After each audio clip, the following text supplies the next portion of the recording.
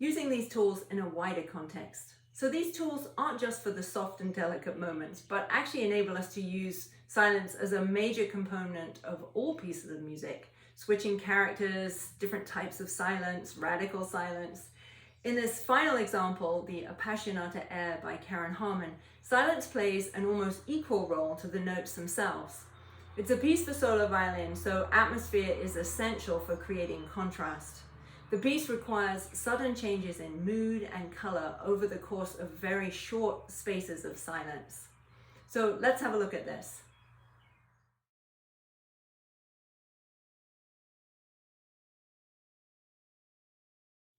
So let's see how she starts.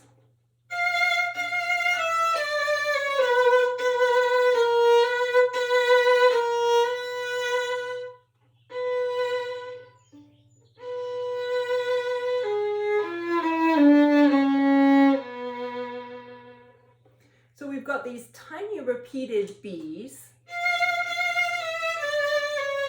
The left arm releases, which cues the bow. Cues the bow again.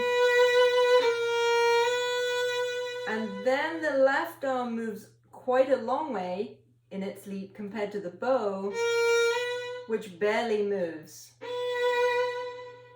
Then the bow moves, but the left arm barely moves.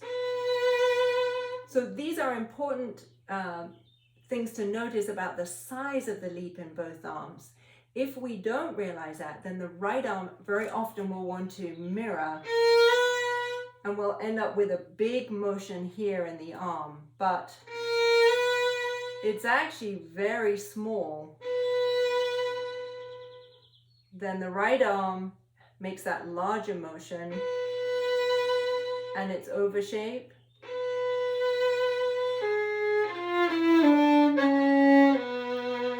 Now we have a whole measure, so the right arm is going to complete. And what cues the right arm to complete is the left arm jumping straight to its B. And then I can jump myself out of this moment.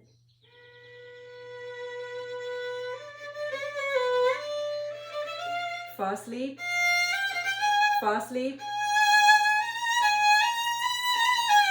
So these moments are fast in both arms and very similar.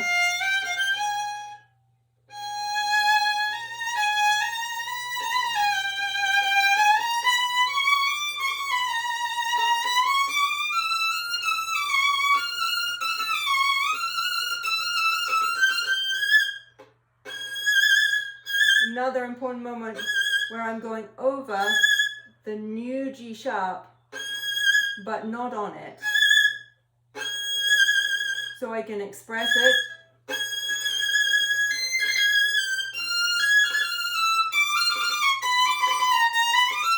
Straight over it. Straight over it.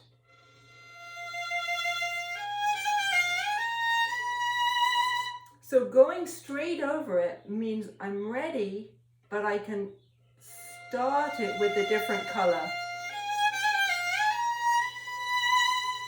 Rather than feeling that the arm is in the air, out of control, and that I don't know how to actually slow down that moment.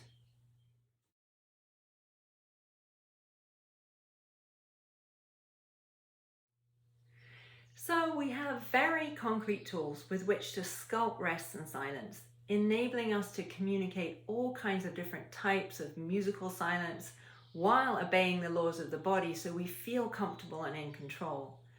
The role of silence in music is magical, but as always, the tools we use to produce the magic are very concrete.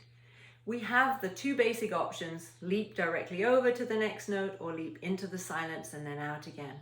For the bow arm, this will require bow shaping. For the left arm, it will require using the point of sound. Each arm will have its own choreography, but in the moment of coordinating the two arms, the left arm cues the bow from the point of sound. In the end, we're simply thinking of when we play the notes with the left arm, and all the other necessary movements are cued into action. We just play. If we happen to choose the wrong option first, it's so easy to try the other one. Tempo has a profound effect on which option we need, and sometimes we're in that gray area where we just have to try both until we feel which one gives us that stability that we want. The concept of being over and then on the notes with both the right and left arm is essential. This principle gives us the ability to have total stability, the down that we need, plus total tonal control. If the tempo of the music does not equal the speed at which the body has to move, then we need to be able to obey the needs of the body and control the tone when we actually get there.